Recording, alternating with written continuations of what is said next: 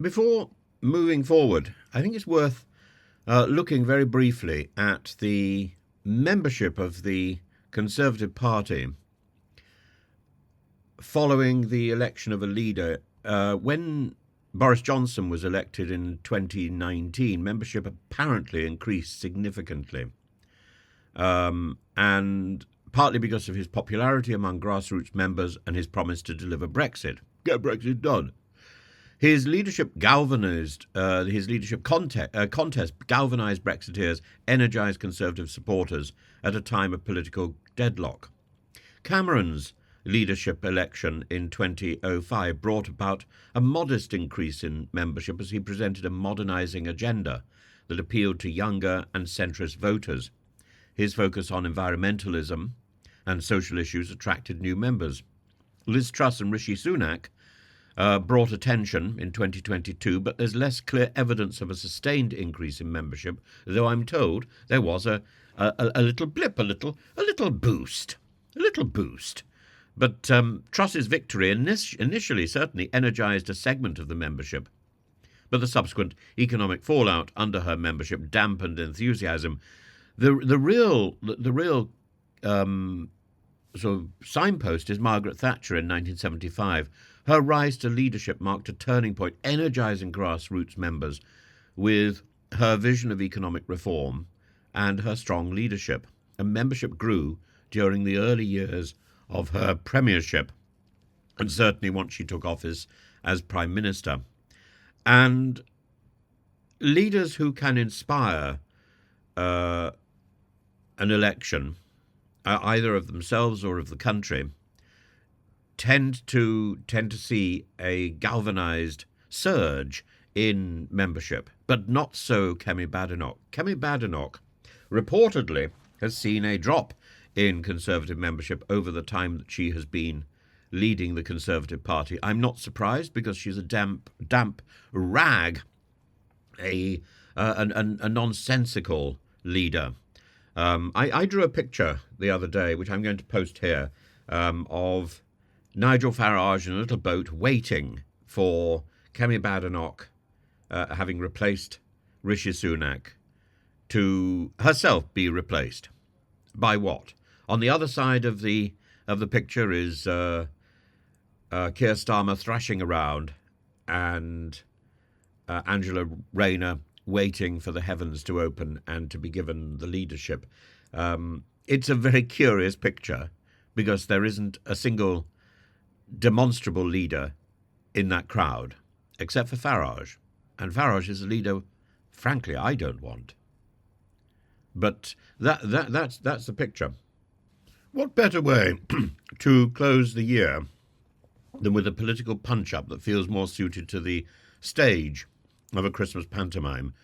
On the one side, we have Kemi Badenoch, the Conservative Party leader, waving the tattered banner of a party's dwindled membership. Missus. On the other, Nigel Farage, self-satisfied, self-styled insurgent and leader of Reform UK, gleefully announcing his party has overtaken the Conservatives in membership. Both accuse the other of fabricating figures, an allegation that raises questions not just about their maths skill, but also about the state of British politics, and about the innuendo circling the corridors of Westminster. Kemi Badenoch literally accuses, the Reform leadership of manipulating its members, missus, over Christmas. Shocking behaviour, as Frankie Howard might have said, shouldn't be allowed. But, leave those members alone in the festive season. But Farage wants a sword fight. He says, I can take you on. I've got more members than you. Let's have a little fight. Let's see. Let's compare our membership. And I'm afraid the Conservatives are going to come off far worse, whatever Kemi Badenoch's bluster. Farage's declaration that Reform UK now boasts 135,000 members, the second biggest party in British politics, was met with Badenoch's scathing rebuttal on Twitter. And her accusation that Reform's live membership tracker was coded to tick up automatically sounds like a line from a particularly nerdy Bond film. Farage, ever theatrical, shot back, offering to involve Big Four auditors because nothing says festive cheer like an Ernst & Young audit. Yet beneath the digital jousting lies a serious problem for the Conservatives. Farage's ability to market Reform as a rising force suggests an appeal the Tories have struggled to match since their electoral defeat. Badenoch insists the Tories are rebuilding quietly and steadily, but such claims are hard to verify when the party refuses to regularly publish its own membership numbers. And the Conservative Party's recent history paints a grim picture.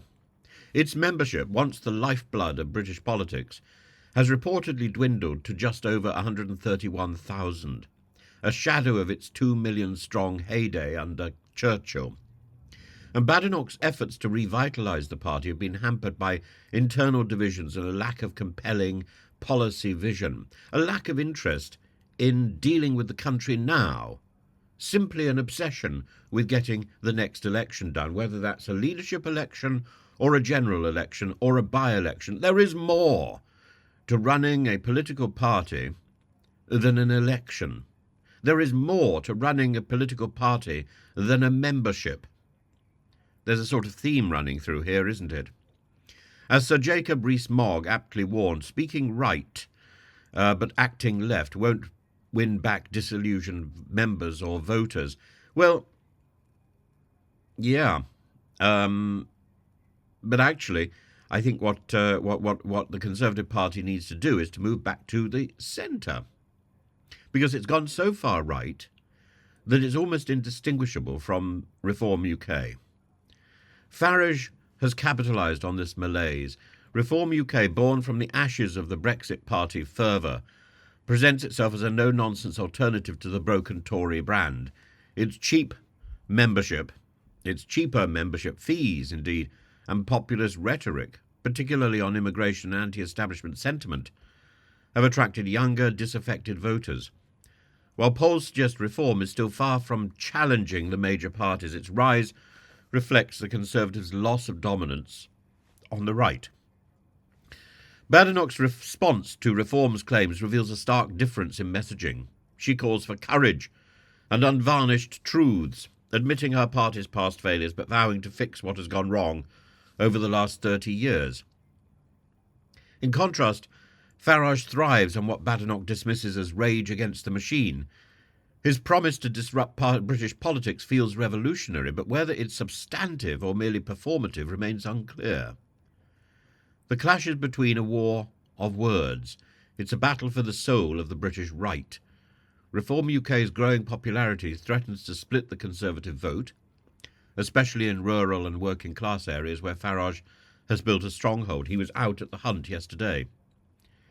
If Badenoch cannot unify her party and reclaim lost voters, the Conservatives will find themselves relegated to irrelevance, and maybe even before the next general election.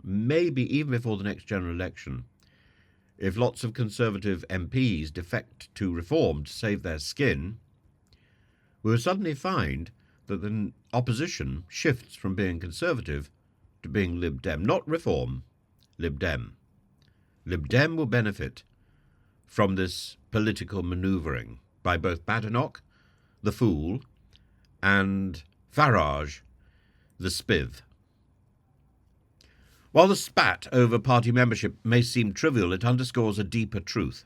Trust in political parties is at an all-time low. Both leaders are accusing the other of manipulation, a damning indictment of the state of their engagement with the electorate.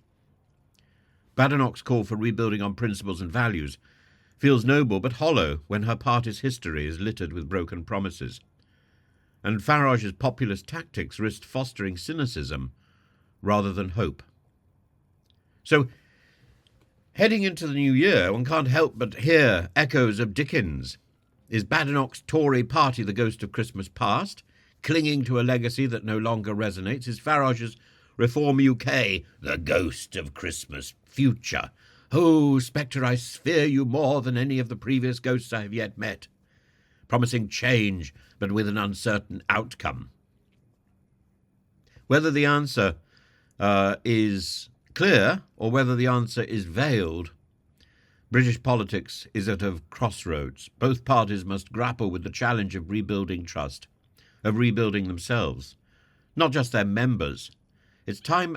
It's absolutely time to put the member issue away and get on with actually doing something. Stop thinking about the next election and start thinking about the people you represent. As for the public spat, it's time for both leaders to take a page from another Christmas classic and learn to play nice, or at least audit their numbers before throwing stones.